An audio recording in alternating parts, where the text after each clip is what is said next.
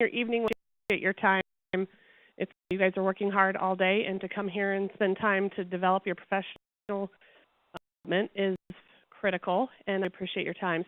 So now in regards to a research project. So this is my research team, the student here, and who will be presenting the first half of this course. And what we're looking for is we went through the knowledge translation research. So what we wanted was look at what needs that we want in the research. And so the outcome measures is usually a top priority. And talking to Chris was interested in trying to get the therapist more comfortable. Know the outcome measures, but more comfortable and confident in how to do them and when to choose them. And this crew they did a grab in looking at the research on how and what's the best way to translate the clinical research knowledge into clinical practice. So that's the Kahoot. If you are live here tonight, you can get to play along. If you're doing this as a recording, you'll be able to see the different ones come up, but you won't be able to perform it per se. But you'll be able to see the responses as we go along, because we're going to have these questions throughout the whole program as we go through. So when you sign on to Kahoot, you'll see a number. We have a PIN number written up here for those of you who are 66480. And so we have a PIN number for you to put in, and then you just sit tight with your device. And if you only have one device and you're looking at this webinar through it, then that's fine. It was just another option for us to be as interactive as possible. The other thing they did was they did a lot of good work with videos so that we could have videos of ourselves and actual people doing it. So the way this night is going to be broken out is the first hour or so is going to be spent with the students going through each of the tests that they have chosen and they have picked. Okay, and so they go through practicing score, highlighting some observational pieces, and then we'll end with doing some cases and which test would you choose that we reviewed. So that's afternoon's going to go, evening's going to go, and you can see the student names are going to introduce themselves as they come up. You can kind of get a face with a name. Kahoot.it. Okay, I was told Kahoot.com, where you'll get some yarn. Okay, so Kahoot.it, so that you can find. The other highlight was that the students use rehab measures a lot, and most of you are probably familiar with rehab measures. Research is done, and as new articles come up and new reference numbers are available, this is the resource you're going to have. Or if you're working with a specific patient diagnosis, and one of the tools we use tonight, but you're wondering if there's a better normative score or a better cutoff score, I would go to that website first in regards to you checking. How many guys in this room have used rehab measures before? And people raise their hands so they have a feel for it. And it's, you put, but there's a lot of other tests that we're not even covering tonight that are in there. So it's actually tabbed on my computer because it's such a great resource. There are resources out there. You know, if you have to do a test or you want to get a test, you want to access a test, don't ever hesitate to email me and to find that. And if you need my email, Chris isn't easy to get a hold of me, so you can ask him.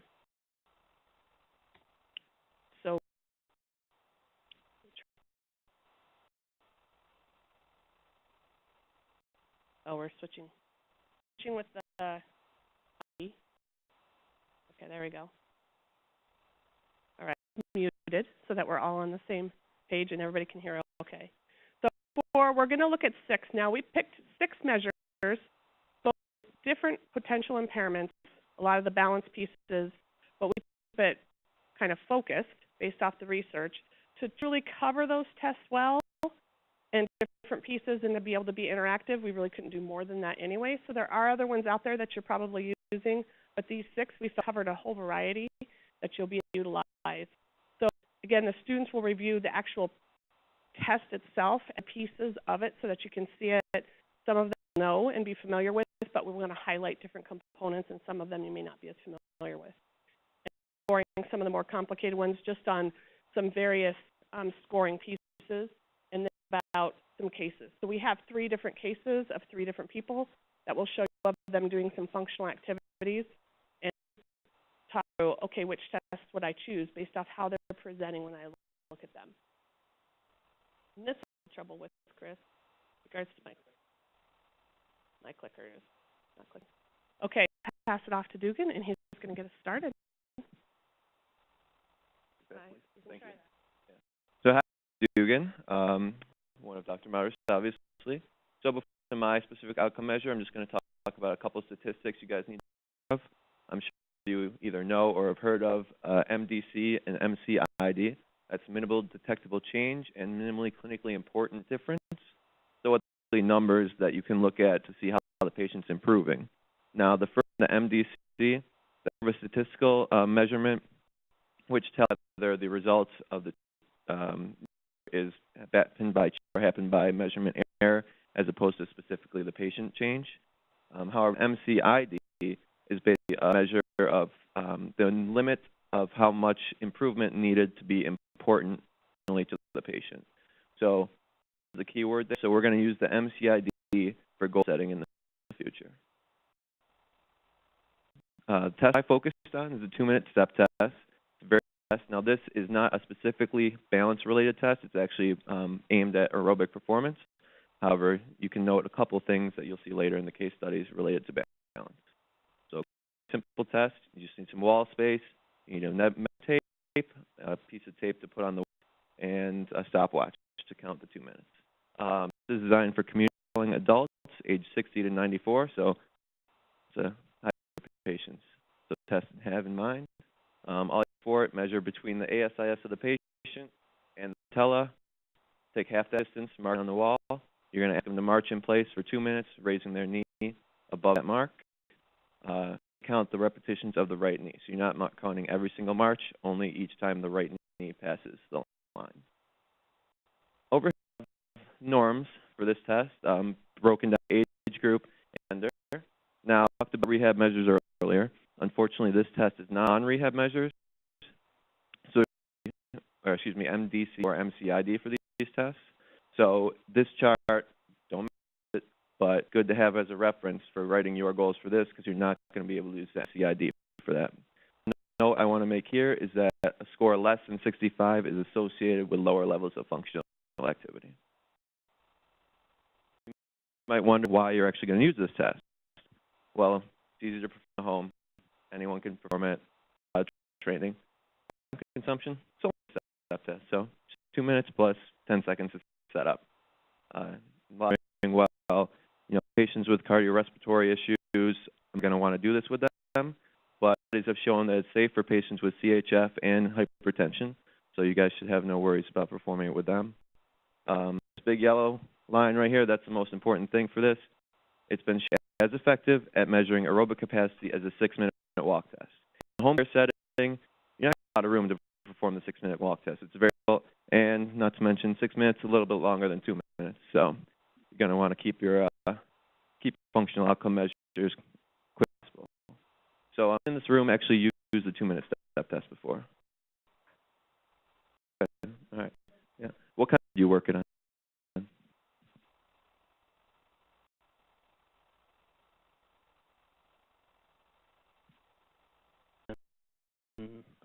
Stroke.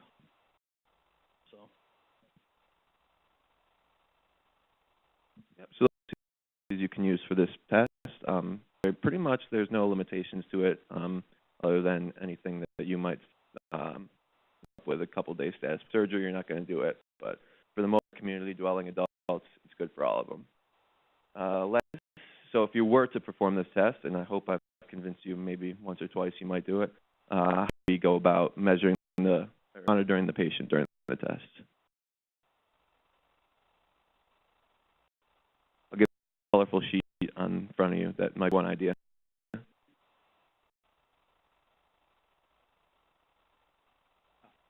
Simple. All right. The purple, other ways you could do it, heart rate, O2 stats, blood pressure before and after, stuff like that. Just a video of us performing this so you can see what goes on. You'll need a stopwatch, some wall space, a measuring device, and a piece of other marking device. Do is measure from the patient's ASIS down the middle of the patella.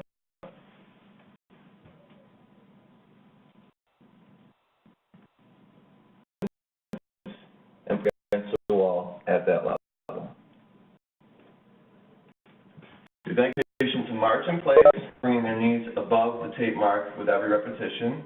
The therapist is going to count every time their right knee passes the line. So Dan, we march in place for 2 minutes. Are you ready? Go.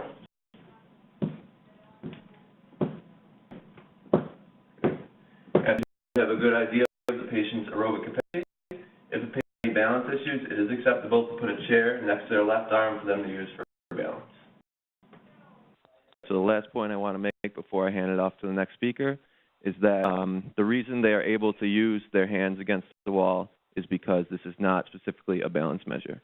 However, if you do allow them to do that, document it in your notes so you can actually see some balance changes over time if later on they're not going to need to use the wall. Before we move on.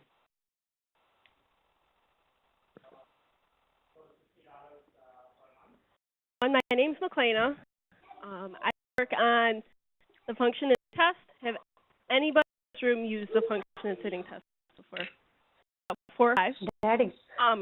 You need just a few really small items that almost everyone carries around in their pocket or bag or whatever you decide to use. So stopwatch or something that's capable of timing for 30 seconds. So we inches. So just a small tape, small ruler or something. You need this light object such as a pen or a tape measure, a cone for them to bend over and pick up or turn around and pick up. There's a few items on the fist that require it. We know it's really valuable in any PT setting, so this test should not take any more than 10 minutes. When I show the video, I did the whole test in about 3 minutes, so not bad. This examination of sitting balance, it's designed to test lower level patients.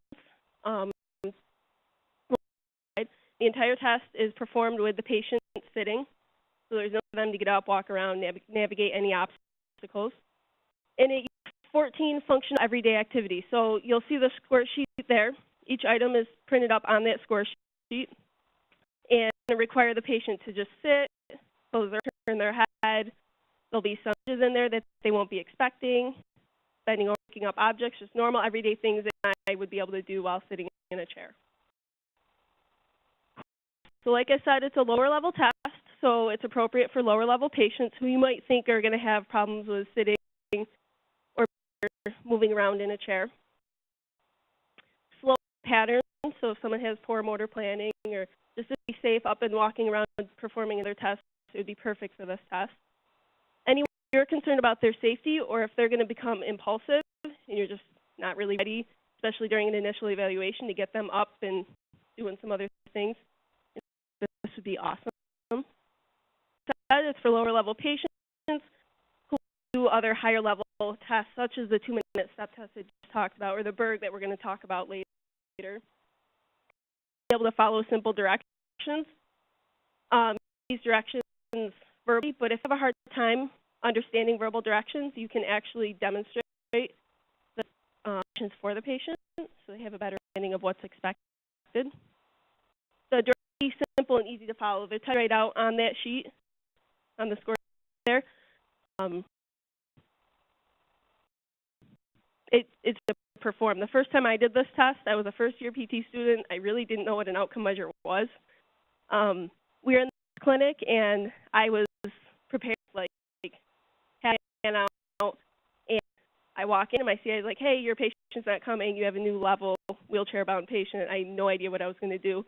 And as a second-year student, saved the day, she came in and she's like, "I want you to do this." We looked it over for 5 minutes, and it went just fine. It's really easy to perform. It's pretty simple. It's unique because everyone on the fist is scored out the same way.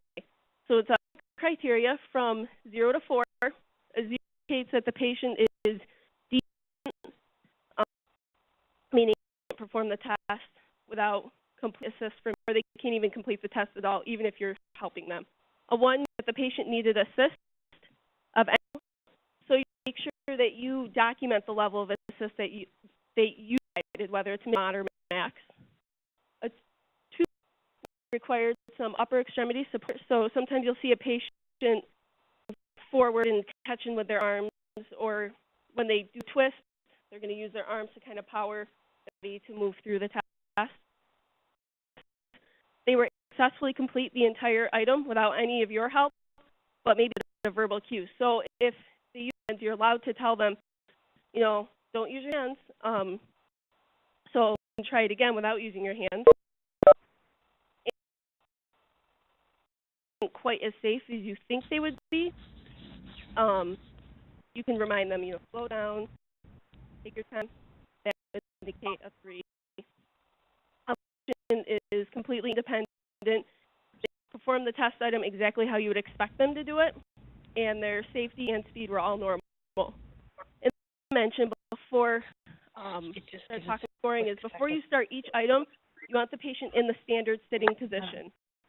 The patient sitting on a flat bed with their back unsupported. It's really important because we don't want them using their hands. Half the length femur should be on the bed, half should be off. Should be internally and externally rotated to neutral, as well as AB and adducted to neutral. And their hips and knees are going to be flexed to 90 degrees. And their feet flat on the ground. If it is too high or their legs are too short, you can put a stool, you know, a phone book or whatever's available to get their lower extremities in position.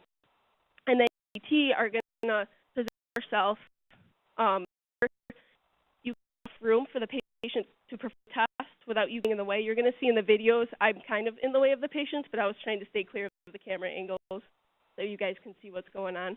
You want to be in a position that allows yourself to guard the patient in case they do lose their balance. And talk about the MDC and the MCID. So these are really important for goal setting. As you know, the ID is more important for function. So when you're writing goals related to the fist, you're going to want to keep that 6-point in mind. There has been a ton of research on this test yet because it is so new, but we do know in the acute care setting it has high inter-rater, intra-rater, and test-retest ability. As far as fall risk, they're currently conducting that research now, and adaptations for the spinal cord population. Why is it good? So, probably 3 times before, it's great for those lower level patients. There's a lot of designs out there, or test designs out there that assess these lower level patients, and especially tests that just specifically focus on sitting balance for some of those patients who are wheelchair bound to be able to use their own. It does what the sitting balance dysfunction is. So you can see on your sheet, head down, you can see the score for each individual item. It's going to tell you whether the patient has a problem with the reactive balance versus vestibular, or when they're reaching outside their base of support. And it will help you focus your intervention strategies when you're working with these patients, because you're going to want something different for someone who has problems with reactive balance versus someone who just has a problem with reaching outside their base of support. I really like this, the way the score is set up, because you can see each item every time you test it, as well as the final score each time you test it. And is really easy. It's really easy for anyone to understand. For each, you know, a 4 means they're independent, 2 means they use their hands. Quick, extremely, it's easy to repeat over again through a patient's episode of care. And even though this test sounds great and awesome for everyone, it really is only great for a certain population. People who are really high functioning and are able to perform some of those higher level tests, who are navigate on their own and perform complex ELs, are not going to show an accurate score. You're going to see some floor and ceiling effects on that. And you got to find if a doctor prescribes motion restrictions for a certain patient, the motions that are also included on this test, and make sure that there's no overlap in restrictions and what's required on the test. They might not be appropriate just yet, but hold on. Here we have a link to the website. You want to go ahead and go to that. So it's not included on rehab measures yet, but they're only dedicated to the fifth. It's pretty awesome. It gives you anything you could ever want as far as the test goes. We have pulled up the items, and it goes through each item individually, gives you pictures, descriptions. It even takes the scoring a step further to specify the scoring criteria to that test. So we're going to lateral reach. Like I said, I was kind of not in the best position as far as camera angles for one of the videos, so I'm going to show you. Go ahead and scroll to the bottom. Oh, they included on here.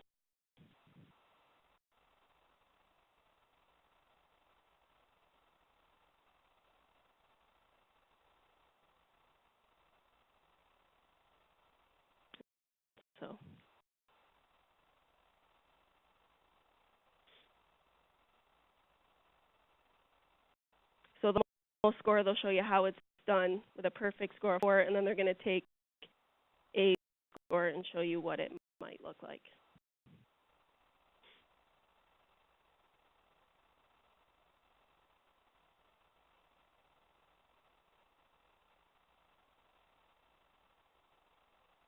All right. Link, you don't have to go to that one. That's just a link for your reference to go to if you're looking for the printout of the score sheet. We made adaptation of the links after we already made the PDF version, so you're not going to see the link on your PDF version of this. You'll have to reference the video. Randomly inserted throughout the test and given without warning. With light pressure, enough to require a balance reaction. Only one push should be provided for each direction.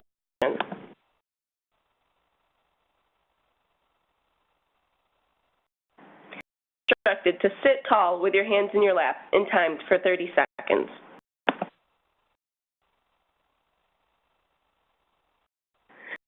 Remain sitting steady and tall without using your hands unless you need them for balance. When I tell you to look right, keep sitting straight but turn your head to the right. Keep looking right until I tell you to look left. Keep your head to the left until I tell you to look straight.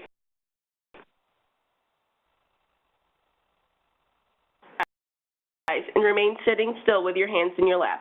Time the patient for 30 seconds, then assign a score. On the least involved, stronger, or dominant side, they lift the foot twice, at least 1 inch off the ground. Touch with your hands in your lap and lift your foot 1 inch off the floor 2 times. Do something lightweight and easy to grasp, like a retractable tape measure, a watch, or a pen. Place the object 1 hand's breadth posterior to the hips. The purpose of this test item is to have the patient rotate their trunk and move while maintaining their balance. Do not let the patient swipe at the object. The least involved, stronger, or dominant side through their full available range of motion, keeping their hand at the height of their shoulder. For both the forward and lateral reach, tell the patient to reach as far as they can while staying balanced. In the lateral reach, patient must unweight the opposite buttock. You may perform the motion passively to assess excursion and/or available patient range of motion.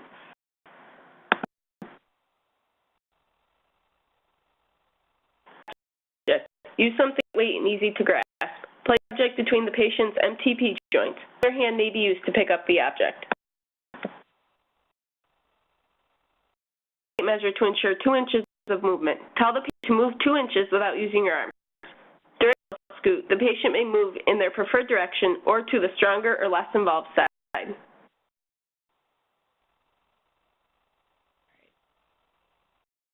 That you're inserting the nudges randomly throughout the test so that the patient isn't expecting you to do it. All right. So log to Kahoot, pull it back up. Able to get on. Everyone a nickname. All right. It's going to ask you a question. You're about 30 seconds to answer the question, and it scores you on speed and accuracy. You're going to want to keep in mind you have the quiz sheet, right, Chris? So your sheet, and those are the answers you're going to want to write down on here. And we're only going to do about 4 or so at a time. Then we're going to go through a couple more measures, and we're going to do a few more. So just keep that readily available. Everyone ready? With your quiz answers in order to get your CEUs.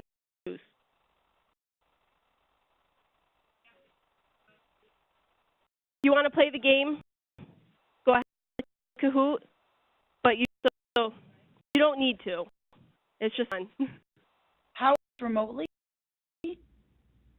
On to kahoot.tv and enter the code 664480. Laptop, I just can't get in. I bet it pops up when she tells it to. You know, your question comes up when. Maybe, it's slow. Mm-hmm. Yeah, maybe that's. I got that too. Started asking the questions yet. Yeah. Oh, okay. We never fun and interactive.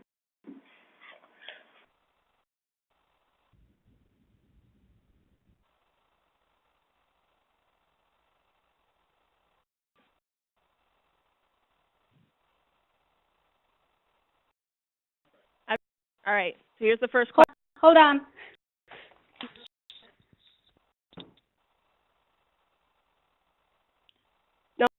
Important to patients in terms of function. The screen to read the responses.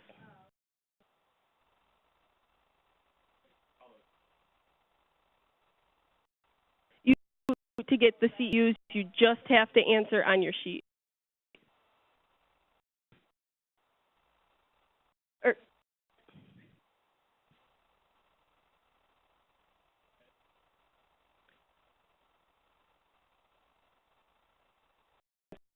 Answer in the sheet.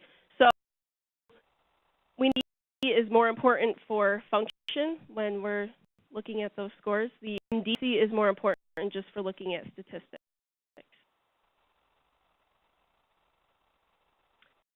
What's more important?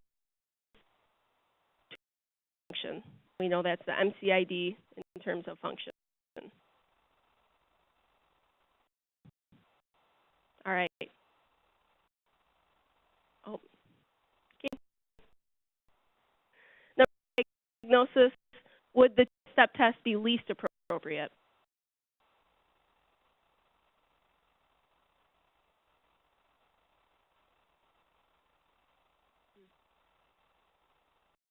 On your sheet. In the word. Right.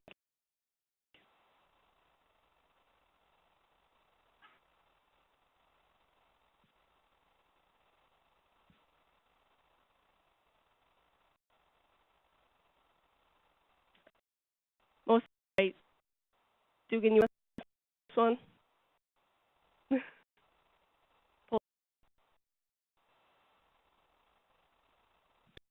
This is here where hemiparesis following a CA and 4-week status post total knee arthroscopy. The difference here would be 4-week status post TKA. Actually, the protocol states that patients are able to ascend stairs and they're going to progress even more throughout their time. And you want to measure like how much conditioning has gone on between them, and you're also going to be able to see how much flexion they get when they're marching. Following a CVA, case patients aren't really going to be able to use one side of the body, and so you're looking for other outcome measures to assess strength on that side as opposed to their aerobic performance. All right, perfect.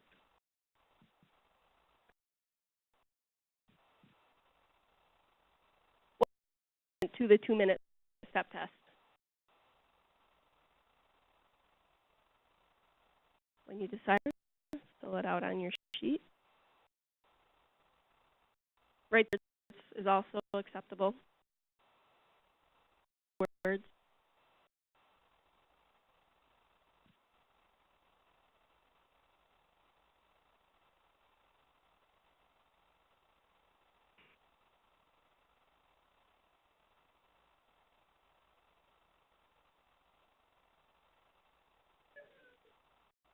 So this is aerobic capacity measurement is as active as the 6-minute walk test. That makes one. I'll clarify. Every answer here is correct. The difference is aerobic capacity measurement is as effective as the 6-minute walk test is really important because otherwise, what are you doing the test for if it's not functional, if it's not going to tell you anything? great in the home. You know, some of them explain why it's better than the 6-minute walk test in the home care setting. But this is just more of a general question, as if comparing 6-minute walk test to a 2-minute step test.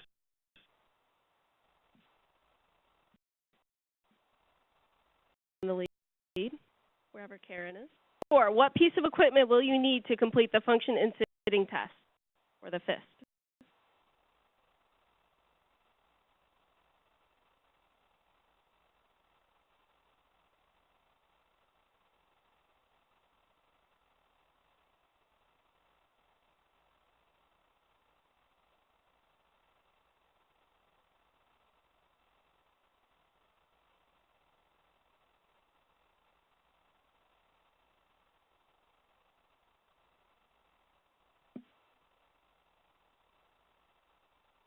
Yep, no way, everyone's correct on this. You're going to stopwatch the time 30 seconds, a light object for the patient to pick up, as well as a tape measure to measure 2 inches for the scoot.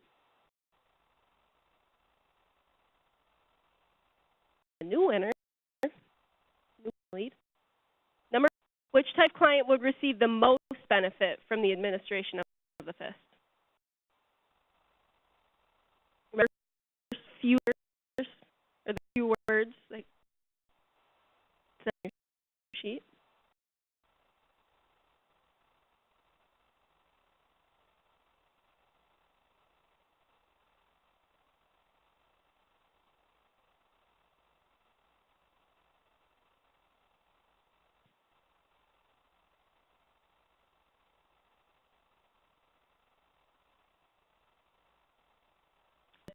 The FIST is intended for lower level patients who are able to stand or walk that might be used in other outcomes.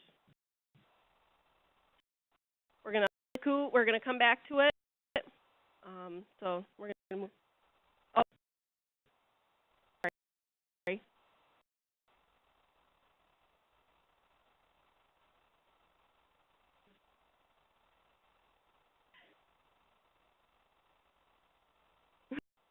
So question number 6: a patient requires verbal cues during static sitting portion of the FIST. What would they score?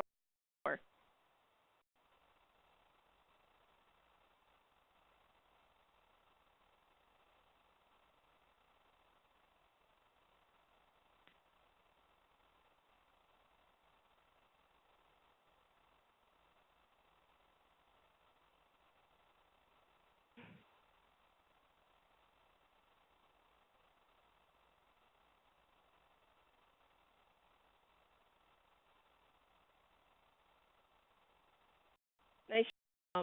So someone whose hands is going to score 2, and requires verbal cues is going to score 3.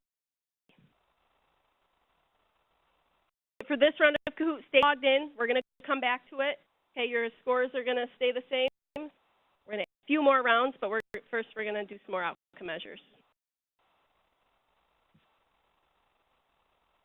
Arrow.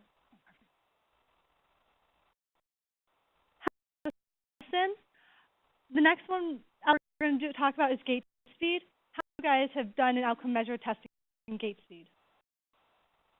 So, gait speed is great about it is that it assesses a patient's walking, but also assesses the patient's functional abilities.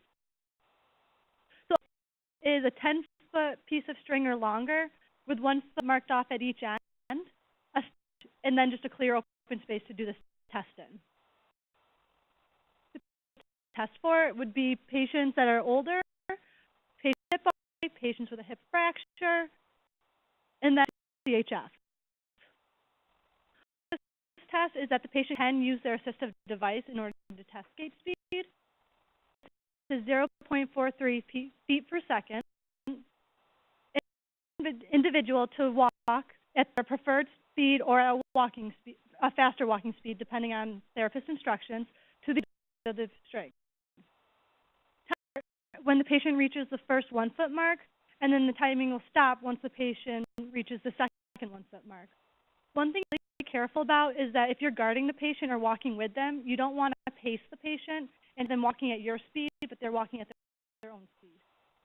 The distance is divided by the distance it takes the individual to walk that distance. great because it helps to emphasize the acceleration and deceleration zone, which would be the 1 foot area marked off at each end of a piece of string. And that's being measured and timed in between those two buffers for gait speed to make sure that when you start with the patient's gait speed, it is at their typical pace and not like during acceleration or deceleration. Individual for gait speed. One of is that reference norms are not appropriate if you have them, but that doesn't mean that you shouldn't still use gait speed as an outcome measure because it will assess the patient's functional abilities.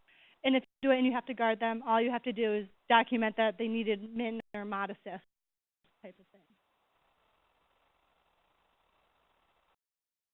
First off, really easy. It only takes about 5 minutes. Measured over a shorter distance of 10 feet is comparable to that measured over a longer distance, like the 10-meter walk test. It's an internal cue. And by that I mean is if you give a patient specific feedback and encouragement as they do their gait speed, then better outcomes in the end. Because, for example, say a person has done gait speed already once and then testing it again, and they score like 12 feet per second. It took you 12 seconds to get to the other end, whereas last time it took you 15 seconds. You're doing a good job. Keep up the good work. I bet you can do even better next time we do this test. It helps like a motivator for the patient, which is really good. So it's kind of weird to think about, but walking is a complex activity. I don't think about walking very much, but it is because it requires multiple organ systems and a lot of your body working together. So, for as reference, gait is like a 6 sign, and what she means is that it predicts abilities in a patient, as well as can help determine whether a patient has underlying psychological or physiological impairment.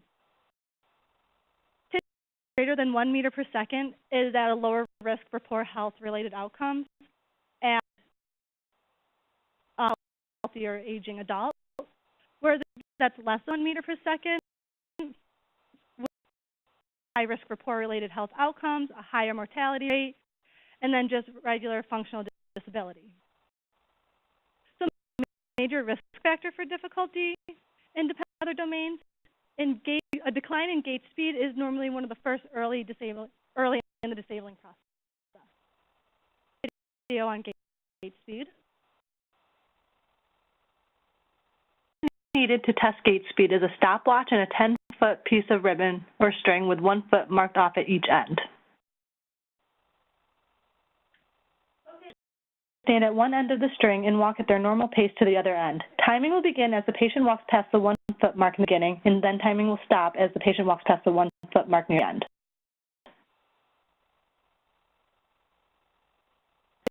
The other end as quickly and safely as they can while therapist records the time. Okay, it's really easy to perform in the home. And like I bought some string at Walmart for 7 cents and was able to measure out 10 feet and do a 1 foot buffer at the end. So that's also really good. What I'm going to do is activity-specific balanced confidence scale. Have you guys ever used this one before? Okay, also done this one. Great one because it assesses the patient's balance confidence during functional activities.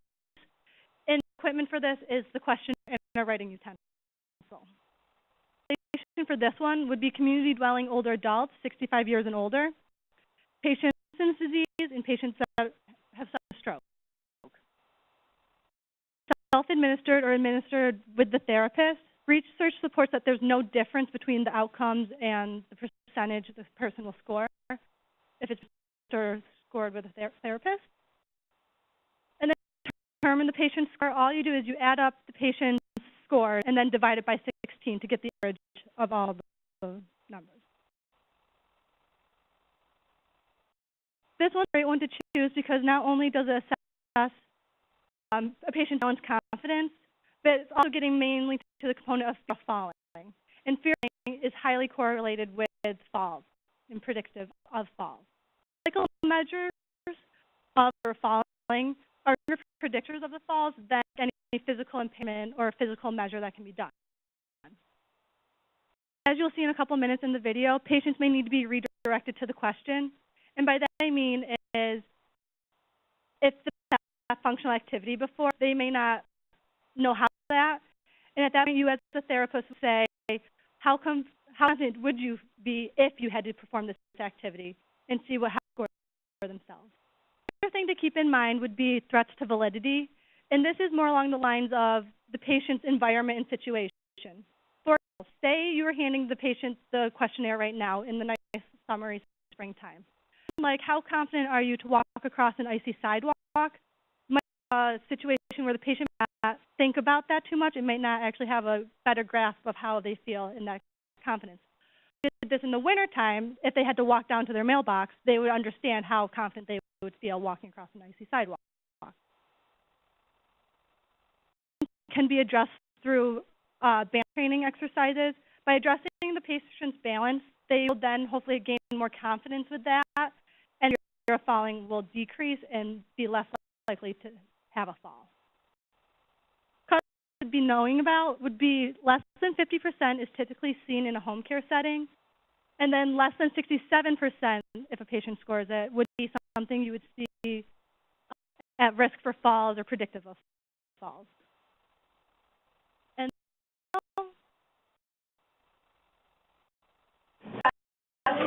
Is actually like a questionnaire. It's called the Activity-Specific Balance Confidence Scale. So I want you to tell me how confident you are on a scale of 0 to 100, 0 being no confidence and 100% being completely confident.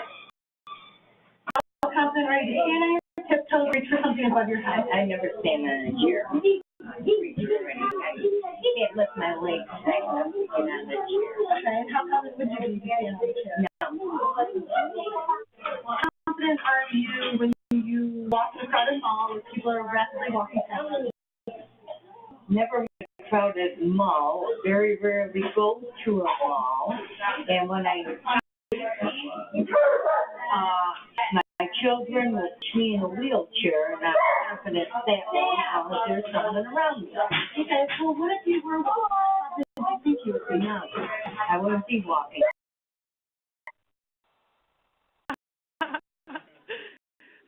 So now in that video is that the patient never actually gave an exact number like 0% or 100%, and that's something you do need to make sure you reiterate, like on a scale of 0 to 100, where would you be? Answer like, no, I won't do it. It's that you can't write that down and take an average of it. You guys can get your code out again, and we'll have a couple more questions.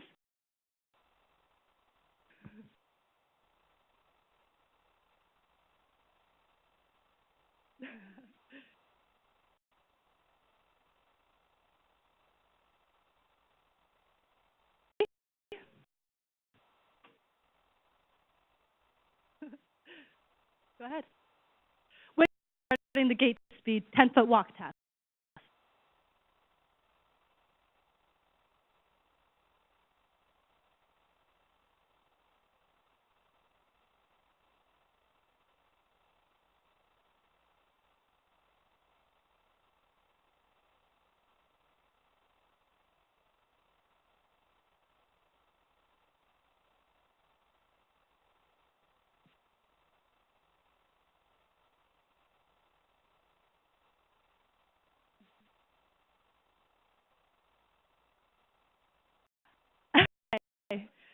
So norms can't be applied to a patient requiring like physical assistance or PT assist, because don't forget, those norms are for a patient that's walking all on their own, and if they need guarding or anything, then those norms can only be applied. The reason not the individual is timed for the whole 10 feet when they ambulate is because you need to have that buffer in between the beginning and for acceleration and deceleration.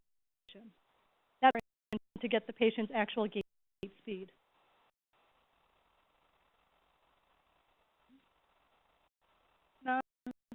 Now,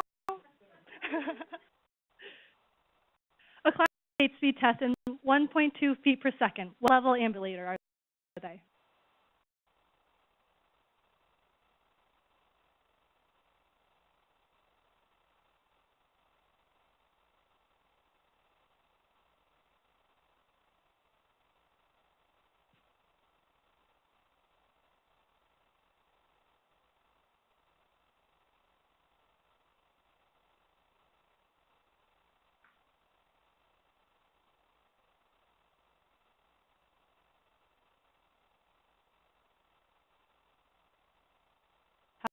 that is right off of the reference chart you guys were given before the class and everything.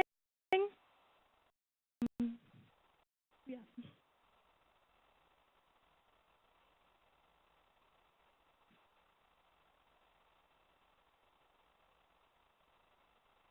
ABA is reliable regardless of the being self-administered or prompted by a therapist.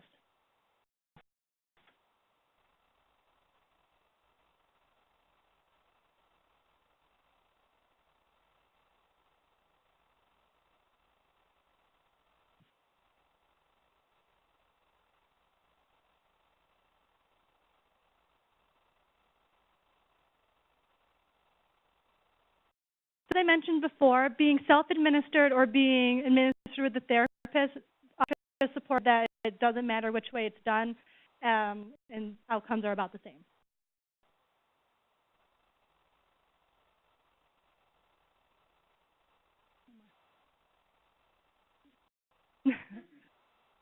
And on the ABC scale, what is the cutoff score indicating a patient that is at risk for falls?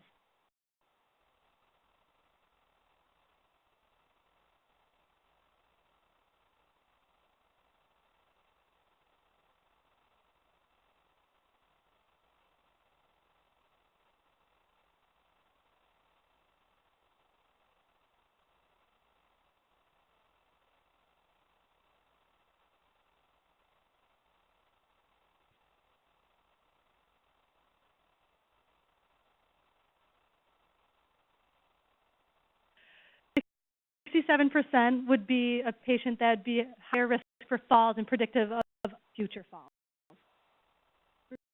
Point now, and I'm going to hand it over. Thanks, Matt.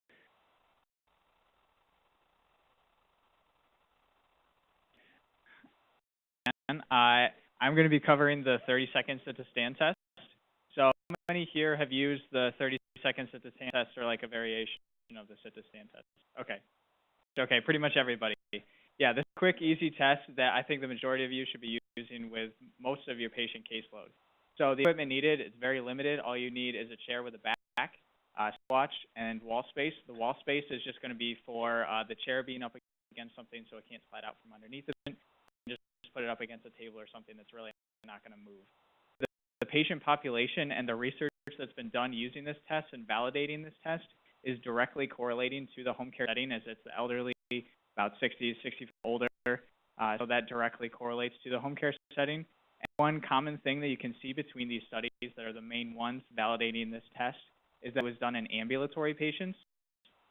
Now, doing this test in ambulatory versus non-ambulatory patients, I would say that it's still appropriate for doing with individuals who are not ambulatory, but obviously supervision, you're going to need more supervision and pay more attention to those kind of things.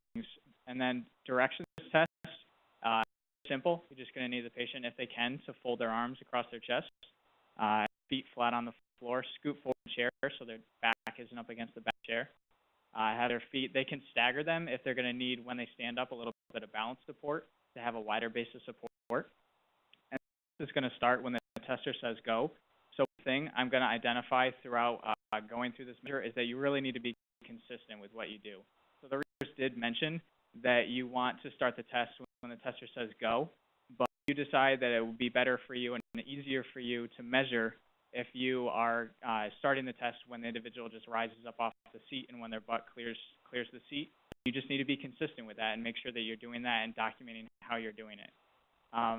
So you see, it hasn't been established with, it's not on rehab measures, it hasn't been established for the large population. Individualized sample studies have reported MDC, so you can get those at face value. This one study reported it at 3.46 repetitions. Obviously, it hasn't been established, so, but I'm imagining that they're working on that. The MCU, which we know is much more important to the patients in terms of function, has been established, and that's at about 2 repetitions. So with this study, they validated it for older adults with hip OA.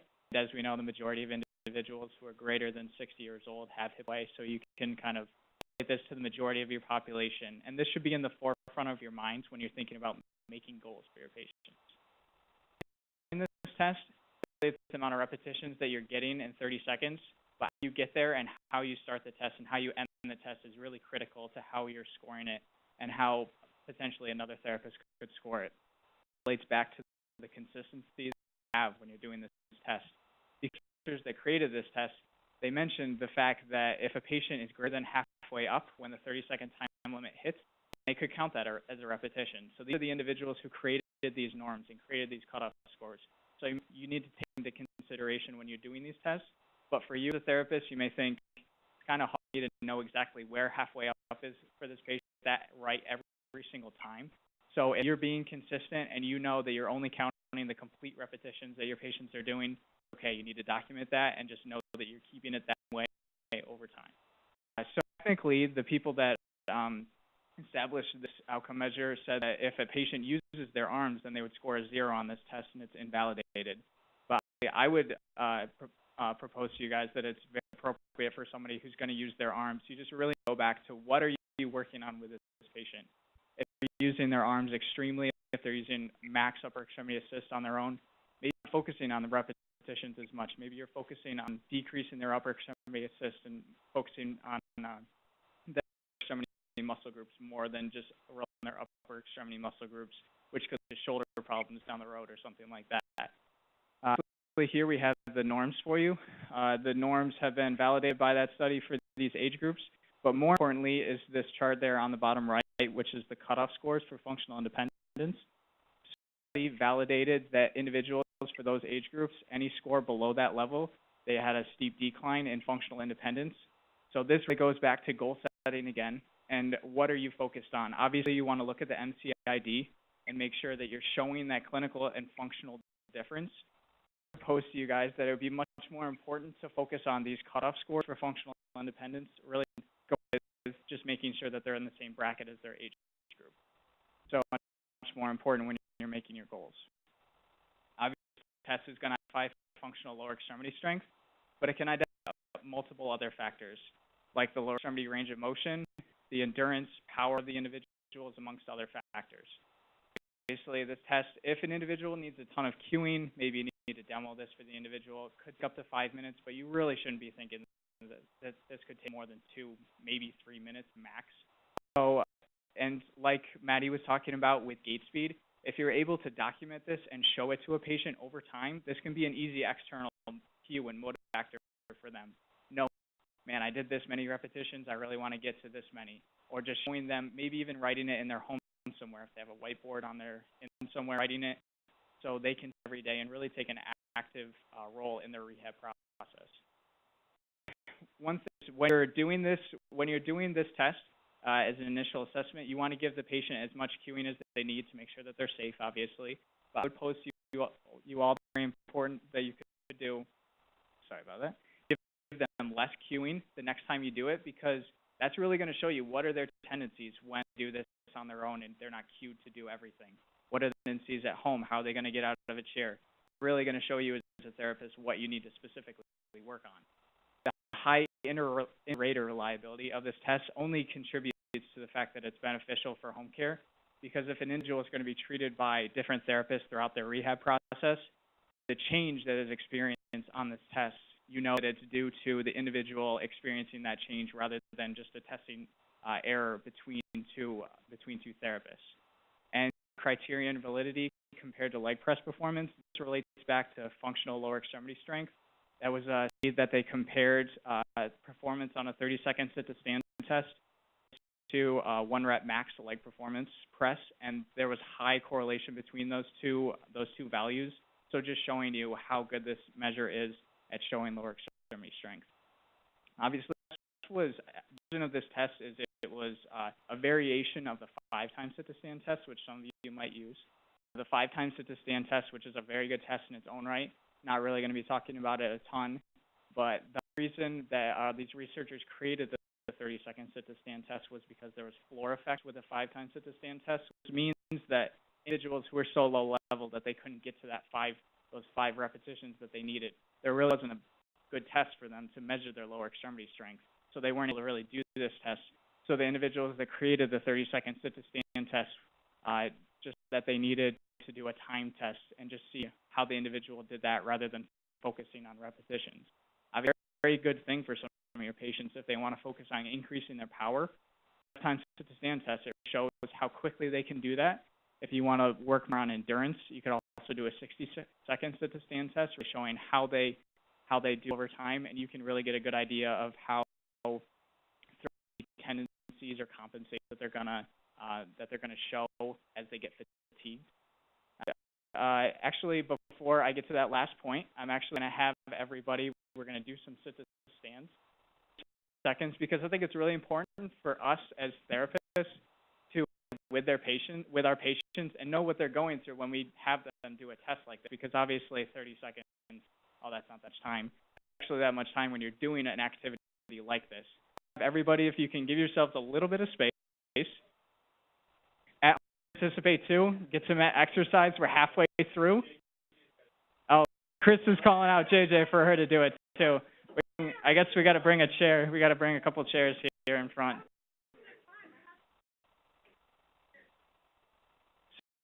I say go. So, and we're gonna have you guys go for 30 seconds, okay?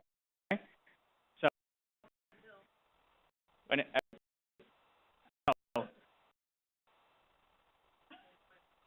bunny hopping going on here.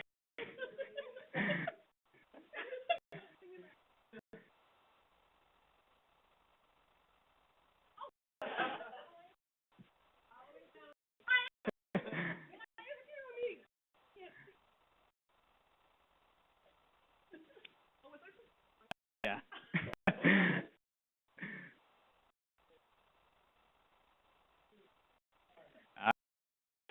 Good job, everyone. Everybody's energized for this last little while that we have here.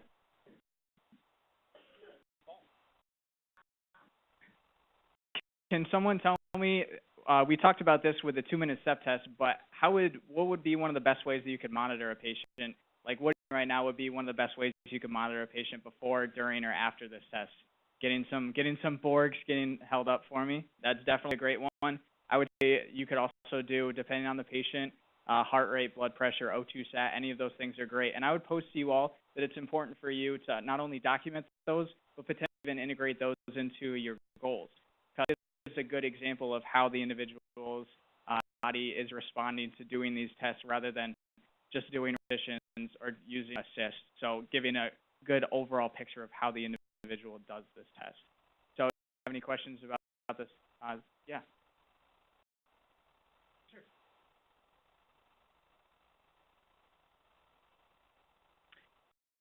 When we were developing our functional testing, we contacted the original author. Is it Rickley? Because many home care patients can't even stand up once. I wanted to make sure that 0 would be a valid score, and they said yes.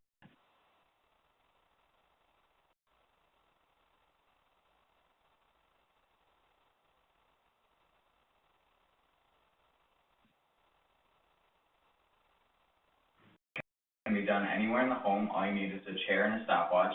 You're going to want to use the same chair over time for continuity's sake. You want the chair to be up against like a table or a wall or something to make sure it can't slide out from underneath the patient.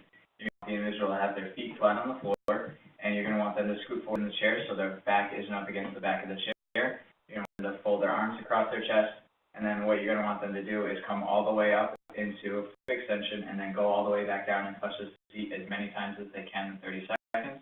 If the individual doesn't come all the way up into hip extension, or if they don't go all the way back down and touch the seat, it doesn't count as a repetition. So do show what that looks like here. So if they don't come all the way up and they go all the way back down, it doesn't count. So start by sitting right there. The test is going to start when the tester says go, and then you're going to go for 30 seconds. So you ready? Yep. All right, go.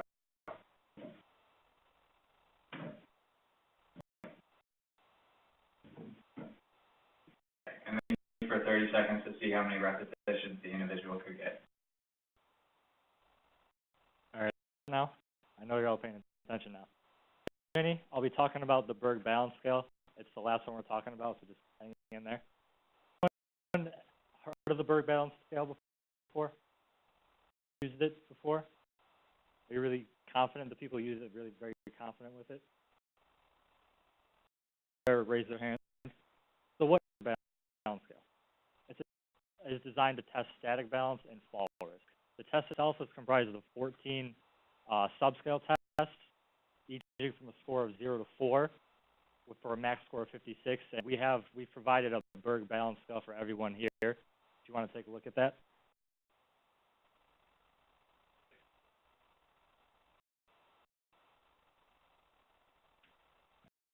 Continue. So equipment needed, you'll need a watch, you'll need 2 chairs, a measure or a ruler, an object to pick off from the floor, preferably something that would be basically picked off from the floor, so a sneaker, a slipper, an object like that, and a step stool. And you'll also have a little bit of wall space for one of the tests later on.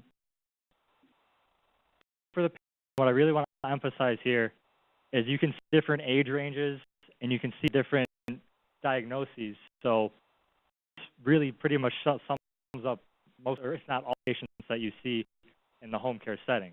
So this is a really great test as we learn more about it to use and see more of your patients. So about the chart, I'm going to talk about scoring over to the right first. Like I said, it's 14 subtests ranging from 4 for a max score of 56. You can see the different ranges there, 0 to 20 wheelchair bound, 21 to 40 walking with assistance, 41 to 56. But what we focus on here is that sentence underneath the table. If your patient scores less than 45 for their score, it indicates an increased risk for falls. So it'll be important to keep moving on talking about this. In terms of MDC, there's one MDC for the whole entire Berg, as you can see here by the chart. Depending on what your initial score is, it's going to depending, what range, what level of balance you have. Where it gets a little difficult, a little confusing. On the website we talked to you about before we started, they do not establish MCID. So if you went there, you wouldn't see an established one. But if you look at the Berg that we've provided for you, the front page says that 8 is an change to seeing your patient. A study just came out that Dr. Mauder turned to said that was the MCI, I believe it's called the richness of the Berg balance scale in patients early after stroke. So if that's an article to look at, that's the name of it, and that again says that 6 is the MCI. But again, for being accurate with how we present our information, Rehab Measures does not have an established ID, which could make it a little difficult because we've emphasized the importance of the M for goal setting. As I run to the next slide, if we look at the values, since there's really no MCID, the goal again is on Rehab Measures. You can setting. So if there's no MCID, but you take your patient through the test, you see you can compare and you can see the different age range, the different gender, and what the average score is within the standard deviation. They're pretty far away from where they should. If they're within, it gives you numbers that you can shoot for your patients. So again, that's emphasized. Again, you don't have to memorize this right now. This is on Rehab Measures just for future reference for your patients if you decide to use this test. Benefit considerations. What I really emphasize with that first point there is ability to test decreased functional mobility. The thing about the Berg is it's not one specific test. It's not a functional, it's not sitting to stand, it's not just stance, it's not just stepping. It takes all tests into one scale and gives you a reading for all of them put together. So it's one of the really things about this test is it's more than just one view of balance. It can be patients since it doesn't involve gait. So you don't have a patient can't handle an assistive device. This is still a safe test to do as long as you're going to go close to them, monitoring, guarding. This is a test that you can do to check their balance without having them walk if they're uncomfortable with it. It could be something you help them with their balance, improve their balance, then you can improve their gait. This cutoff that I talked about, 45, is accurate, saying that patients who score above it are less likely to fall than patients who score below it. And the device, like I said, we do an assistive device when we use the Berg scale. If you think about it, how can you really accurately measure how someone can stand on one leg if they have an assistive device to, kind of be their crutch and fall back on. And the use of an assistive device is a predictor of a lower overall score on their Berg score. And another key we want to emphasize. So we talked about less than a 45 can indicate an increased risk for falls in your patients. So let's say that they're at a 44, 45, 46, around that could be a little bit of test error. Maybe you gave them a 3 when they should have gotten the other, or a 4 or a 3. The last one of the Berg balance test, which you can see on your handouts, is the single stance. Single leg stance, if a patient is unable to stand on one leg for more than 5 seconds, so less than 5 seconds, there's increased risk for injurious fall. Can't stand more than 10 seconds, there's a increased risk falls overall. And home watching, you don't have a hard copy of the Berg, but if you want to look, that link there will give access to the Berg that everyone here can see. The videos of the Berg will show all 14, but not for the full duration of the test. I want to give you just an idea of what really much perfect score would look like for a patient. Trying not to use their hands for support.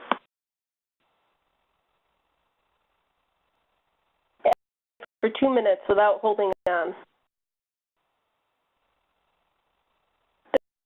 With arms folded for 2 minutes. Ask to sit down. Transfer. Ask the subject to transfer one way towards the seat with armrest and one way towards the seat without armrest. You may use 2 chairs or a bed and a chair.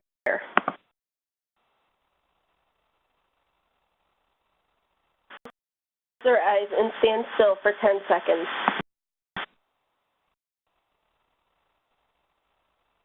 Patient to place their feet together and stand without holding on.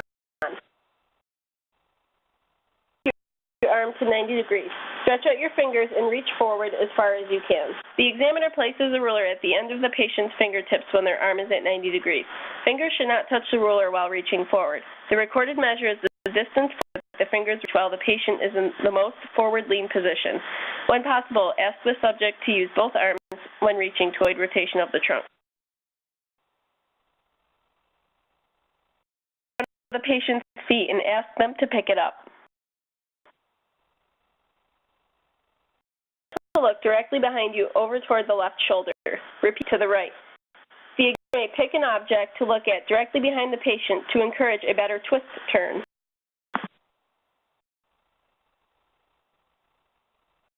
To turn completely around in a full circle. Pause, then a full circle in the other direction.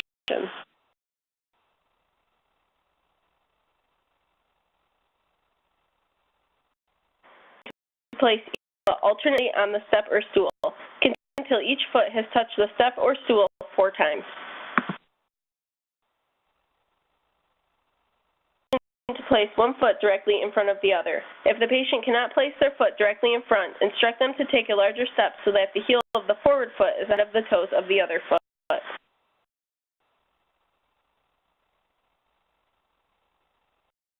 One leg as long as they can without holding on.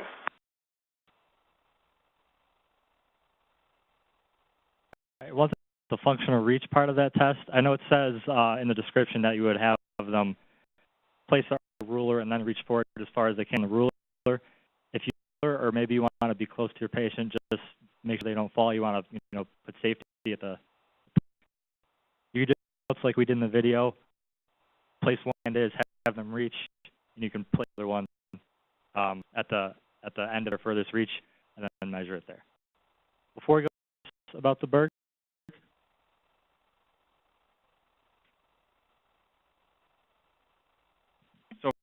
What did you say, 45 seconds? Is that you've seen in the literature based upon diagnosis? If I'm not mistaken, there was research done about Parkinson's disease, and the cutoff value may be different. But I'm sure there is a lot out there. I think I actually forgot to mention, thank you for bringing it up. The studies indicate that 45 is a pretty accurate pretty cutoff score. Some studies I saw said it might not be, but for the most part, the majority of them say that 45 is the cutoff score. And it might be if you go to the rehab measure page on the Berg scale, there's quite information, way too much information to put point presentation. So that might also have the answer you're looking for.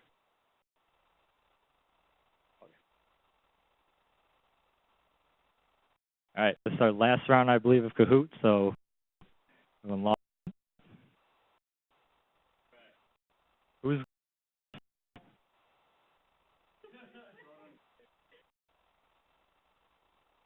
right. 10 sit-to stands in 30 seconds. He is normal for his age group. True or false?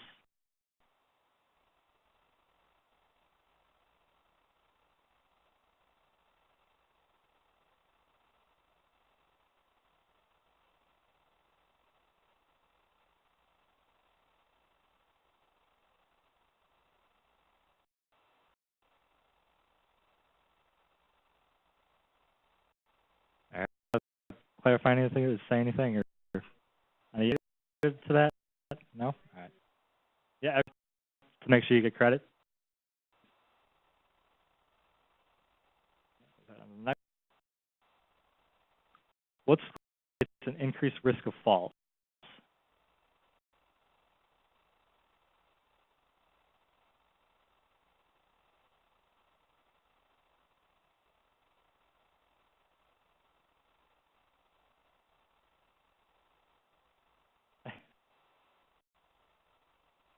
See if that's mentioned.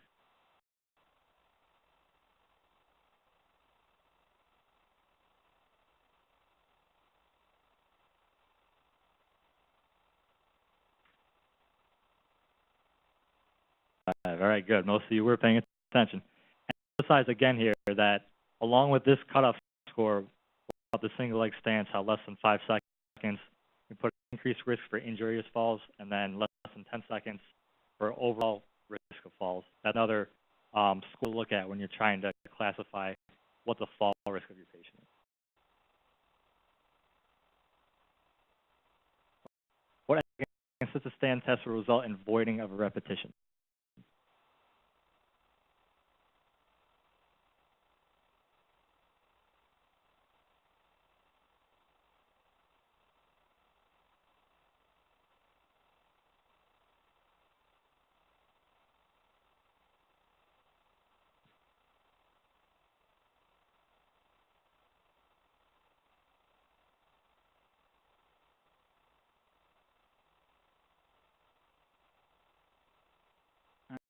Answer before the time even ended. So it's the client not coming up into full hip extension. Obviously, this is also really helpful for you because if an individual does do this on a test, along with if they are like touching the chair back when they're sitting down, you really need to address those things and look at why are they doing it and what can I do to affect this, because it may be affecting how many times during their daily activities they can really do sit-to-stands, and their endurance is getting impacted and they can't interact with their family as much as they need to or something like that.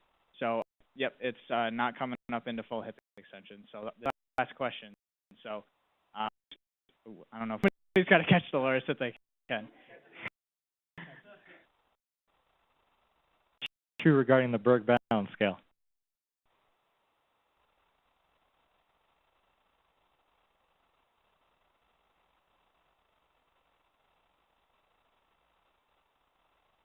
Again, remember well.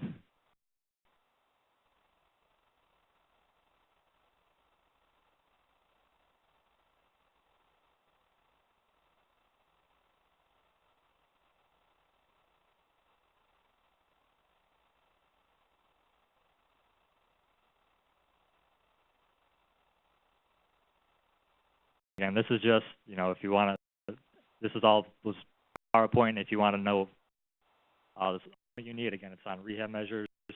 Great website to look at. So that concludes Dolores 1, the Kahoot portion of our presentation. Yeah, who's Dolores? You can the win. So that concludes the presentation of our actual test. What I'm going to do now is I'm going to turn it back over to Dr. Mauder. We're going to show videos. The video pretty much perfect scores, but we're going to see that. So what we're going to do now is we're going to show videos of didn't get perfect score tests, and we're going to practice our scoring ability.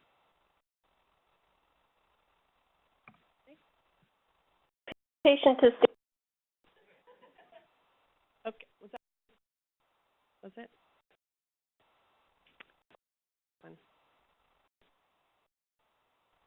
No. Okay. For those that can torture me not to talk. As I could be for as long as I could possibly, but now I'm closer. So I want to get my 2 cents in because you know I can't help myself. So I just want to answer Chris' question, and there's an article out. I can't remember the title right off the top of my head, but if anybody wants that, feel free to email me. For Parkinson's patients, they consistently have different cutoff scores for many tests and measures. So there's one article that looked at multiple tests, and their scores varied from the consistency of what you generate. So if you do work with that population, they're a great population to work with, and you should make an effort to look at that so you have different MDCs and MCIDs. What are a couple of the tests, some other scoring that we looked at? We're not going to score all of them. We'll score a few on the FIST and a few on the Berg, and then talk to some of the others. But even before we get there, we don't have one for ABC scale. I want to promote all of these. Like, I just couldn't put my into it enough. For many, these guys already said, and so repetition helps all of us, right? But the ABC scale is saying we know that fear of falling correlates to risk for falls. So it makes sense not to do a test that assesses that piece of their fear. And now you know you can drop that scale off and say, can you fill this out with your giver tonight? So that when I see you in 2 days, the care gets some good insight of what they're scared of, okay, what they're doing, and it gives me great insight into, okay, here's their test. Okay, that makes sense because I am too when they do those things, okay? I'm not scared of anything, and I'm scared of every time they move. I've got a problem here, and it's a different impairment. If I'm scared of doing a whole bunch of things that I know they're able to do, then I know I need to work on their confidence. And challenging them to show them that they're able to do these activities.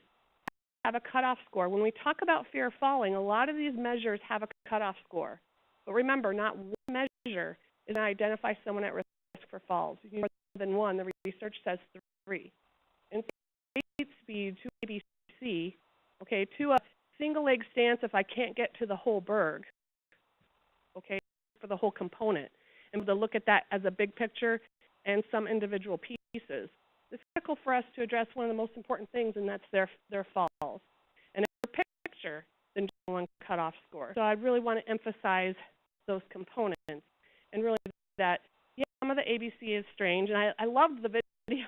She's like, I know it's a little loud. I was like, okay, this is home care, right? The kids barking, the kids are screaming, and you're trying to ask a question, and they're talking about, I won't go to the mall, but when my friends take me to the mall and we go shopping at Gap, you start to get that storyline. It's something, okay, yeah, I'll leave this for you to complete, I'll see you in 2 days. But cognitively impaired, you obviously can't use this scale. But I just really want to encourage you to try to have it or commit to adding that in the next couple weeks if you do, and try it once. In your hardest patient who's most cognitively impaired, but so see some success, and you're more confident in starting to utilize that and reading not just the score, but what are the different pieces. Because then, if they're scared to reach up into a cabinet, guess what? Guess what next week? Reach up into a cabinet. I'm going to work on plantar flexor strengthening. I'm going to work on activating your extensors. So this is great insight. So I just wanted to give a good push. I'm ready, Mark. So 2-minute step test. Absolutely. Judy just asked if I'd give the reference for the 3 functional tests. I can't off the top of my head, but I absolutely have it in my balance course. Okay, so I have that piece. So will you email me, and then I'm happy to send it out to whoever would like that. For this is another one. I know I might be thinking my patients are too low level. If they're walking, it's so pushing more aerobic components for consistently. So we need to monitor them, but there's so many times that we can challenge our patients more. I was doing a study with people with Parkinson's, and we're having major big movements and repetition, and the PT and OT are like, wow, I've never seen them work this hard, and the family members are like, I haven't seen them do this hard in, years. I didn't even realize they could do this much. I think that it's easy to get into a component of these activities, and we're in the home, and I'm really challenging aerobic and consistent in the literature. Their aerobic capacity helps, especially if you do it early on. It helps with remembering how to do other activities from a motor control standpoint, but also has lots of other benefits. So it may be that they take 4 steps and they hold on a little bit. I'm okay as a start. And this reinforces what Maddie and Dan brought up in the external cues. I just want to reinforce this piece again. On a separate piece of paper, make a chart. And if you pick things like time sit to stand and 2-minute walk test or or gait speed, put those 2 in there and write down the date and what did they get. And they keep that chart on their table. Because what's very consistent with a control trial, the CEU, giving them feedback, daily feedback on their gait speed when they're doing an activity compared to the people who didn't get any feedback on their gait speed. Daily feedback, meaning every time they had an intervention, the only difference in the interventions was that they were told how fast they were walking and you guys don't get to know. The gym, how far you walk on the treadmill or how fast you go or how long you were on there. You don't get to know anything, but you go every day and walk on the treadmill. I mean, motivating. No. And it's the same for these guys. They don't see their improvement. They can't tell they're making a difference. So an active measure that you can do really quickly and do each session, that's going to take just a few minutes of your end. Even if they're tired, if you always do it at the end, it's okay. Change, and even if it's lower, you'd say, but I didn't sleep at all last night. They'll have a rationale. But the people who get the daily feedback, their gait speed statistically significantly improved, almost 0.2 meters per second over the other group with the exact same intervention. Okay, because I'm more excited about this than you guys are, because that's gigantic. That's not to really know what intervention exactly I needed to do. It's about utilizing the brain and motor learning to really motivate them with a simple activity of just telling them they did, and not just a good job. Okay, because that external cue places, but not as far as being objective. So just, and the 2-minute step test can really support that. You might not do that every session, or you might, because it's an intervention at the same time from an aerobic component. And these you could turn into a circuit, right? Take the time sit to stand with the 2 step test and time to sit and make an aerobic circuit, whether I do for 30 minutes, how long can they do that? And it might be 2 sit stands. I'll take that. And they like supine to sit, but I do anyway. And how but how can we challenge them more? You're going to see improvements with these outcome measures, okay? And they're going to see the improvement, and then you're going to get even more. And you're going to take them further. So with the test, I'm ready, Mark. Get set. Go. So depending on where you're at, you're guarding. What other kinds of things, I'm not going to ask you for time's sake, but when we were looking at him, okay, choice, he turned his head and he didn't fall over, yay. He could keep his eyes forward. Does he want to do? Ready? Yes, sir. Oh, yeah, thank you too. He'll give him cues. We didn't ask him to act different. So we have motor control problems, we have motor planning, application. Good job. Right? I can write that down from a documentation standpoint. Well out counting. What do you count when you do your step? That's the right leg going up. Right? That right leg going up when the marching. Here, what do you think I'm looking for? I'm looking for, a drop. Do I have glute med problem on the frontal plane and sagittal plane? I'm looking for if I have a flexion piece, because we'll see some other videos, this hip extension piece is absolutely critical. So I can find my observation in a, functional activity. And I'm going to have you stop this one after the video. Fist cues. We're just going to do a couple of these, or maybe 6. I think I have time to do 6. We're that scoring.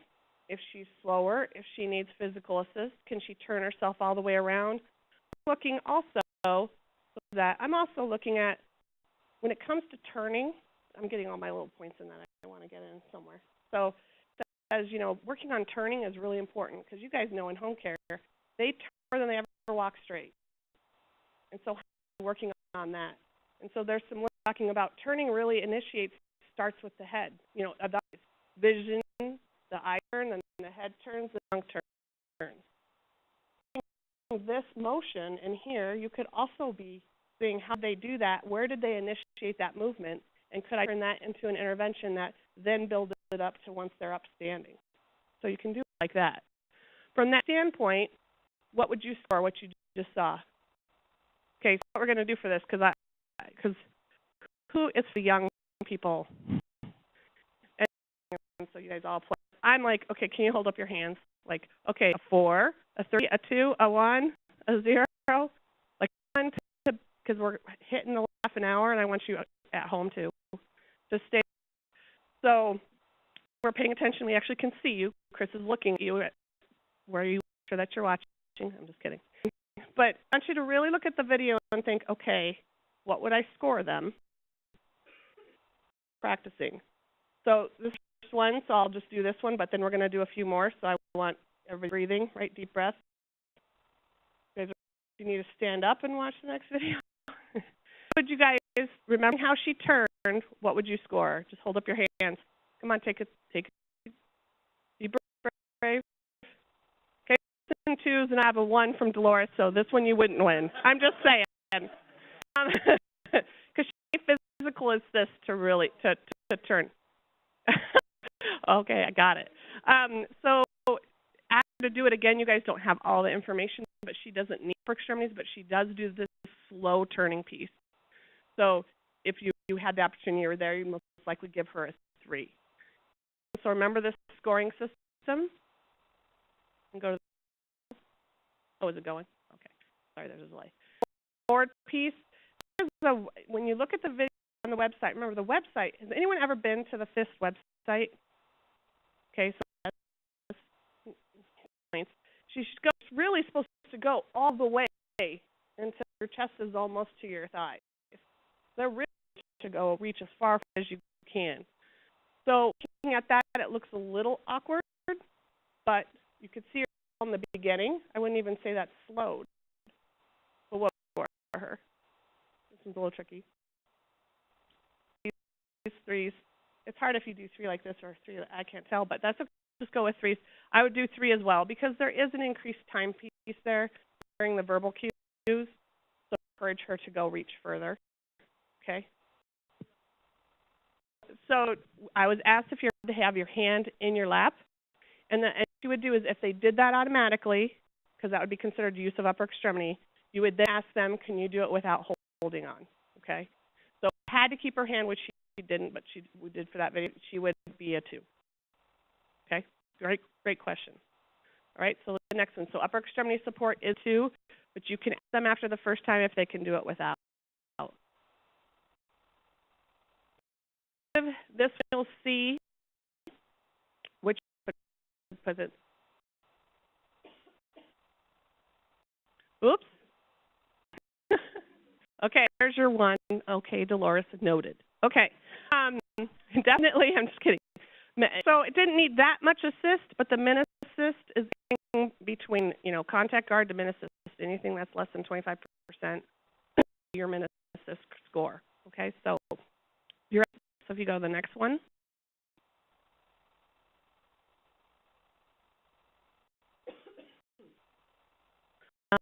Nudge.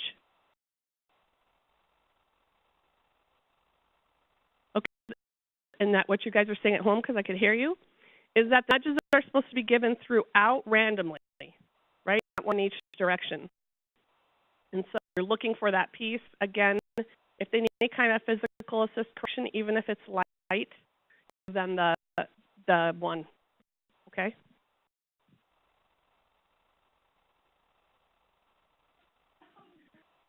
Okay, nudge itself, you're going to tell them at the beginning of the test that they could be randomly nudged throughout, but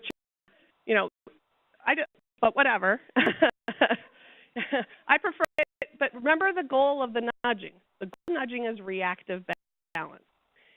The research consistently says that we aren't testing reactive balance enough. We're not retraining reactive balance enough. We're don't let me push you, don't let me push you, don't let me push you, but that's anticipatory. Okay? From that piece, that's completely different than someone coming up and just nicely played. So someone just pushed someone else unexpectedly. Our nudge is active. So, a good thing to think about over the next couple of weeks is what balance challenges, whether low level is only sitting, whether they're up standing, or whether they're walking. And not only anticipatory, but am I trying to act active? Now, in home, recognize the limitations. That's why we're here, because we love to make it easier for home care and look, can I use these little tricks from the research to go for patients? So there's this mind detail called safety, right, which is our trump card, right? Safety is our priority. But we want to challenge the patient. So from an aerobic component, it's RPE scale. Take that nice colored one home with you. If you don't, you automatically use laminate it and take it in with all of your patients. Program that I'm happy to email you, where you put in their age and you put in their resting heart rate, it'll automatically figure out for you through a husband who's quite talented at that. That guy's like, make it figure out 50%, 55, 60, 65, what percentage of heart rate if I want to challenge them at different levels, because that whole math thing, I'm not going to do it. And from a time perspective, it's going to be challenging. All I have to do is write that down, and I have that. So I can see they're easily getting 55% of their heart rate. But I'm past that, okay? So types of things, just doing your fingers and monitoring that, you guys can do more, but we need to monitor them. And so those are different pieces that we're looking at. When it comes to balance, it's finding the corner in the kitchen where you counter in front and a counter to the side and you here and the chair behind. And boxed in, you can do these activities where you're pushing and you're nudging them and I'm pulling them with the fan in different directions, but in a confined area to try to increase their confidence level, but also to try to help them learn how do I take these reactive steps and do reactive type balance.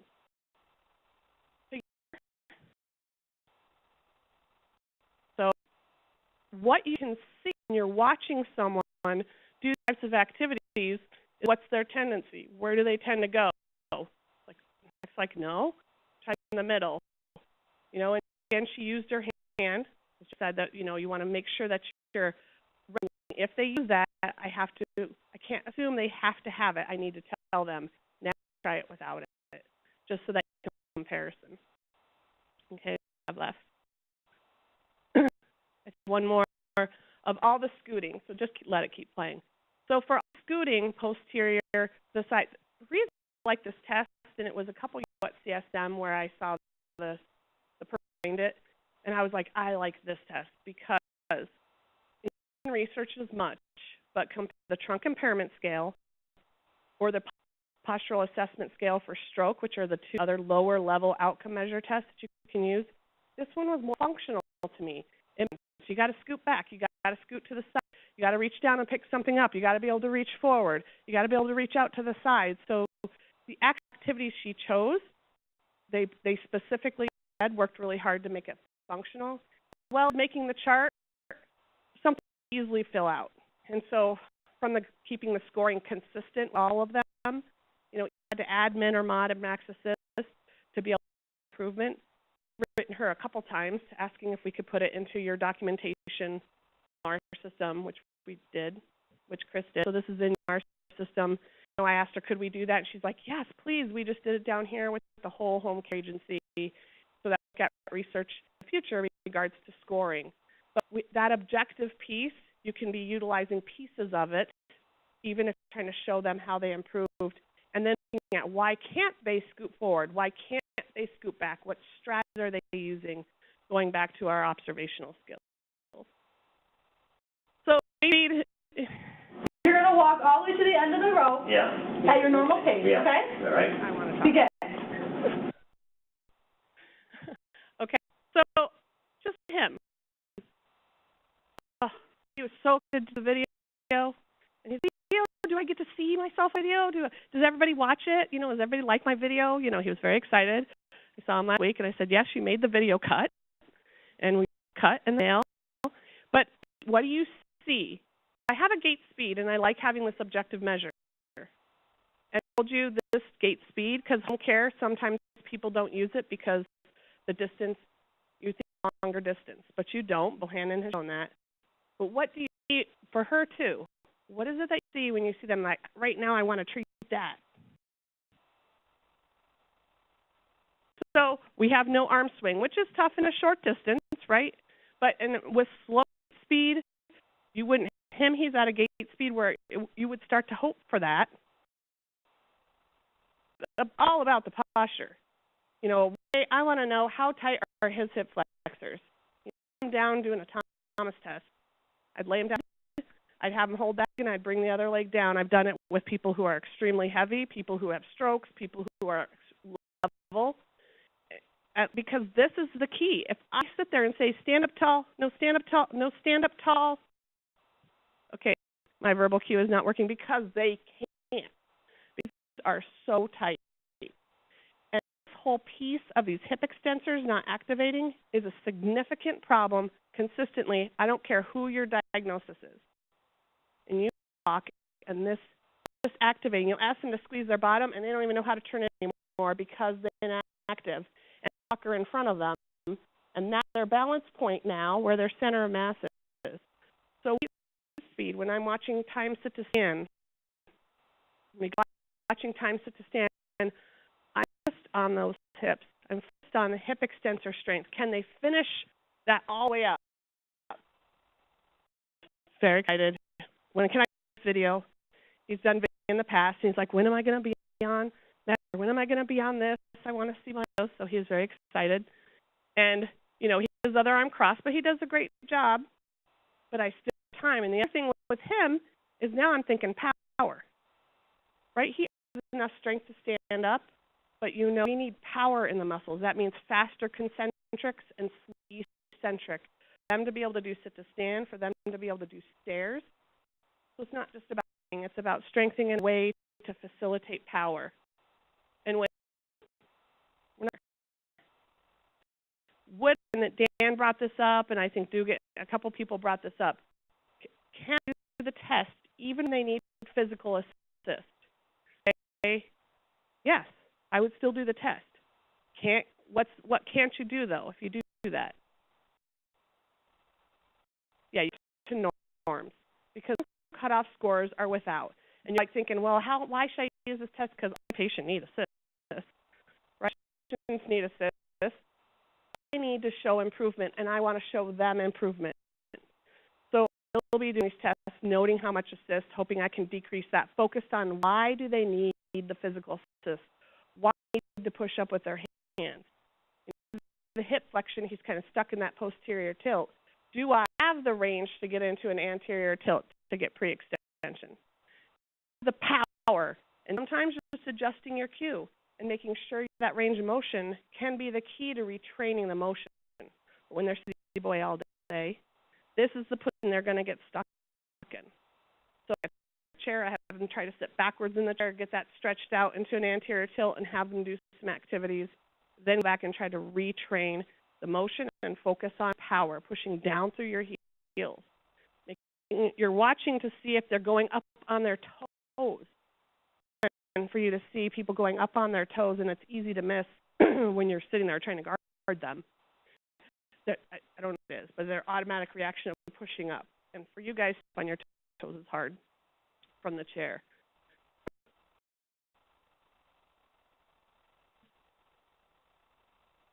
Straight doesn't matter what type of you're using. I have one patient that I want to do this. Interesting question. So, I mean, question, but an interesting solution. So she's asking, anything firm to sit on other than the toilets. So, you know, want to be consistent within yourself. You're looking at for what you want to show them. If you have any other type of firm chair, I think that's a great idea. Put the seat down, say, all right, let's go, and stands from there. It would be probably lower unless she has a raised toilet seat. You consistent. There's who's doing my sit to stand? 18 inch. What's the height cut? Or 43, whatever inches. 43 centimeters for cutoff scores if you're doing research. Okay, but from your standpoint, most of you are looking at trying to show clinical improvement within your patient caseload. So as you want to be, as long as you're documenting it, because if you are the next 2 weeks and someone else comes in, that's the other great thing about these measures, right? You documented if you did some variation. They can redo those as part of the intervention, but also to reinforce the improvement. That's an important piece. Okay, we have to score. Hang in there. We're almost done. Attention at home. Okay, so about the Berg, we're going to do the 360-degree turn. Put your number up with your fingers because this is high tech. I do high tech, right?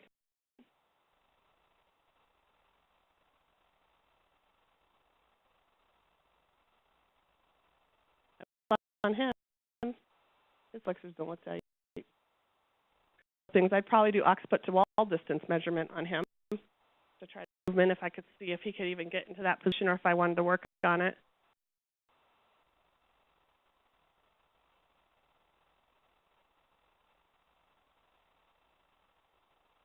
Score would you give him?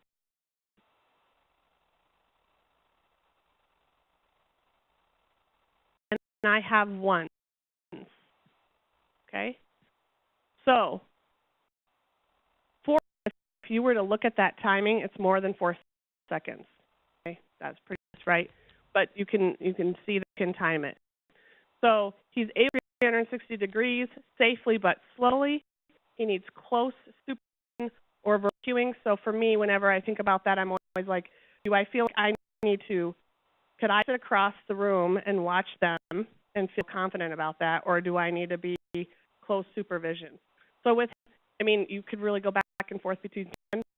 If in reason is I would go lower. So defer in the defer to the one. Okay, because remember, if you're doing the entire Berg, we're looking at risk for falls, and we want to, go conservative. So either one. From a stepping component, remember that has a timed piece as well. So there you need to have your stopwatch or your watch that works, and this is the 20 seconds. So 20 seconds, and the stepping down.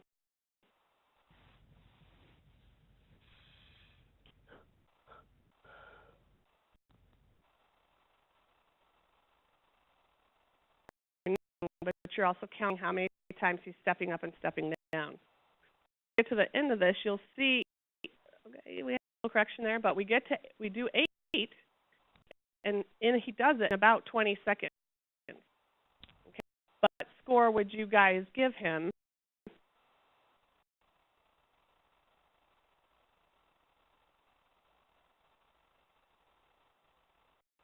Yeah, it was hard to see, but he never gave him any physical assist where I would say he needs physical assist to accomplish it.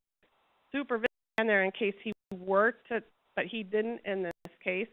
So if you were really on the fence between the 2 and 1, you would go with 1, but with 2 with this one. He did more than 4, he did 8. He did it in seconds, but he really did need to, I wouldn't want him doing that without me next to him. Component. Remember, this is a tandem, so we're looking at 30 seconds. One. So these are timed, so that's where the Berg is longer, okay?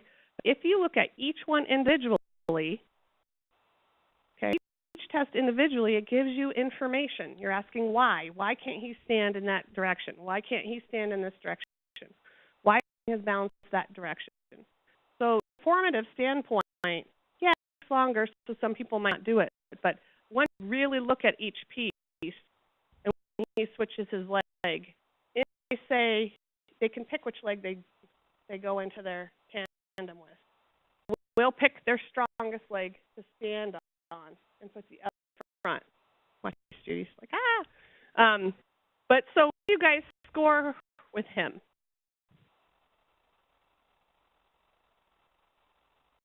What do we got? Yeah, zeros. And with that, what's the biggest issue of why? Okay, so if you would have skipped the end, he lost his balance. Why 0? What was 0? Cannot use an assistive device, and he's lifting up and putting down, lifting up, putting down. Okay, but the fact, oh well, not using his device, but now he's holding on to the counter. Okay, it counts. All right. So he can have the device there, but he cannot be utilizing it during those tests for you to score it and be objective. For which go back, which on for the next one, I do both. I score the lowest, but I write them both down, right and left, because that again is informative to me. This is a balance scale, and I'm going to go with the lowest score. So same kind of idea with single leg stance. In this case, when you watch single leg stance, also, because I want you to pay attention to what you're seeing when you look at him. And I want you to watch his pelvis, because it's his leg, in order for him to stabilize. Because are we accomplishing our goal? We want to be able to shift over and stand on that leg, and you can see that drop. So the problem when he's turning, and he's in circles. So am I addressing glute med weakness? Strengthen that muscle, not just having it activate, but actually strengthen that muscle. Just some scoring that just highlights that help kind of put some of them in perspective, or highlight some important. This is an 81-year-old who lives in a one-story home with his wife. I want you to think about what tests. There are 5 steps to get into his home with a railing on the left. He was diagnosed with pulmonary fibrosis 3 years ago and now requires continuous oxygen flow throughout the day that has increased in dosage over the past 3 years. Daily tasks cause him to be extremely fatigued and have subsequently limited his activity in the community.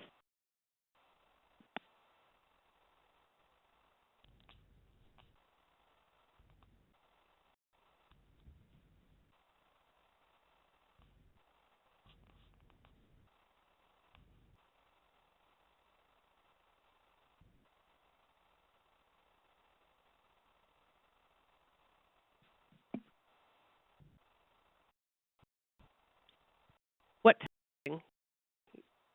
Yeah, yell it out so everybody can hear it. I'll repeat it, but just for time. Okay, here's about today. Right? Okay, talked about. Do we want to test? Do we want to pick one test? They said 3 minimum.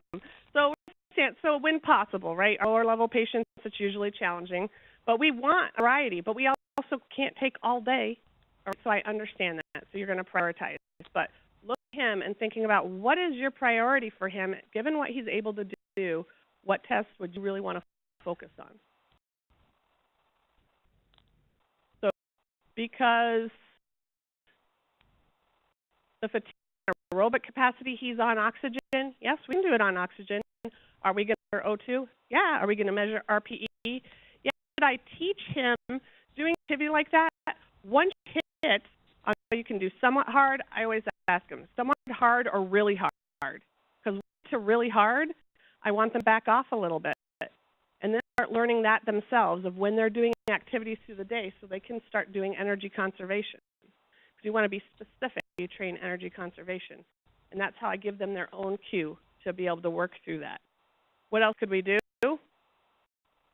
I walking around his house, and he about scared the crud out of Judy, right? Going down those stairs from the garage. So, you know, the ABC, I want to know, does that scare him as much as it scares me? Okay, those types of things we'd look at. We'd reinforce specific activities, because no task-specific activities, you're going to get better carryover from motor learning, so that can help me prioritize that.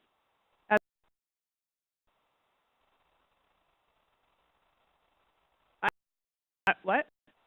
I would sit to stand. And, you know, Dan mentioned this, but the 5 times sit to stand has the most research done on it. But the third to stand is going to start getting more quick, is going to add more your muscular strengthening is going to start.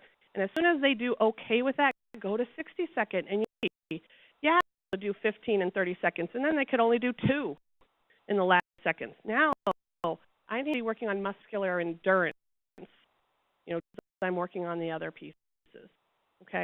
So put try and forget any, you know, I'm a Gait Speed girl. So be all over Gait Speed.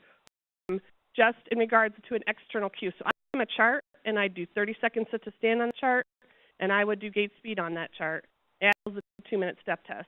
And I might do the 2-minute every time, or if I did a circuit, I might have him, you know, I might put them in there within that as well from an activity. And because on oxygen, then I would go with the research and do more interval training.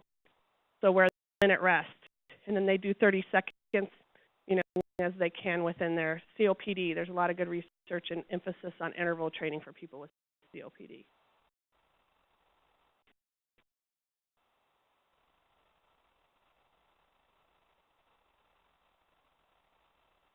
Be here a while.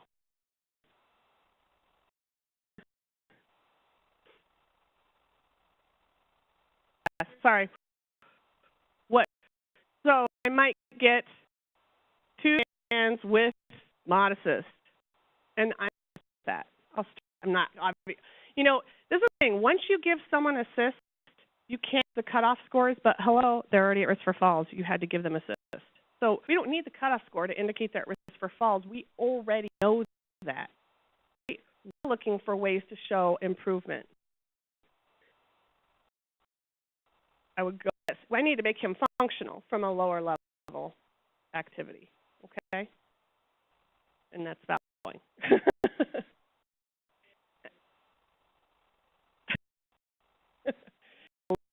We're not going too far without that.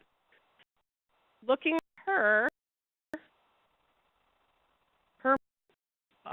her main way of editing is with Gait Speed. Is with a rolling walker. Outcome measures for her, what would you guys pick? With and without the device. Do Gait Speed without the device to see, does this change? I would check her hip flexor tightness. Actually, if you do occiput to wall distance, she can put her head right up against the wall if you push her. And her hip flexors, not good. So stretching, I would try to go with strengthening, but I would push Gait Speed without trying to figure out why she needs the walker and off. Doing the sit to stands, but make sure I stretch her first, because if I truly want to try to get glutes with the sit to as an intervention, I need to stretch first. Okay, to do that. And then what was the other one? Oh, I was going to say you can do it with her, right? Because we're off of her using, can she stand up without the device and actually be functional in the kitchen? So activities would give you some insight into where her weaknesses were. And why we pick kind of why one direction versus another. You could justify almost any of the tests we did for the most part, looking at priorities and trying to angle you in direction.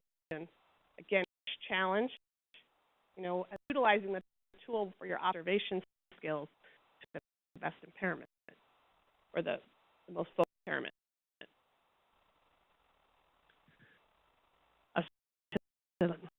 Be late. I have a thing about being late. So I do have one other thing I want to say before we thank you tremendously for us to come and present, and thank you so much, Chris, for all your help in regards to putting this together and allowing us to come and our research.